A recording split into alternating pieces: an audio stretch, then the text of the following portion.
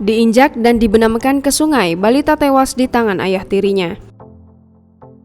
Balita berinisial DF di Palembang, Sumatera Selatan tewas. Ia jadi korban penganiayaan ayah tirinya berinisial JI. Menurut keterangan ibu kandung korban yang diperoleh polisi, pelaku selama ini diketahui sering menganiaya bocah malang itu.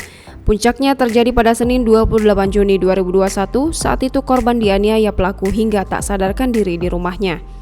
Tetangga sekitar yang menemukan korban sudah tak berdaya tersebut kemudian langsung mengevakuasinya ke rumah sakit dan melaporkan kasus itu ke polisi. Korban sempat mendapatkan perawatan medis selama beberapa hari di RSUD Palembang Bari. Namun karena luka yang diderita cukup serius, nyawa korban akhirnya tak berhasil diselamatkan. Hasil pemeriksaan medis, kata Tri, korban diketahui mengalami pecah gendang telinga di bagian kiri.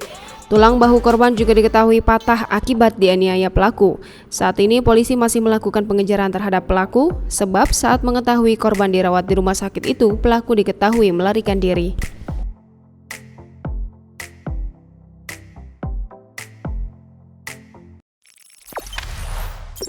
Jangan lupa subscribe, share, komen, dan like ya!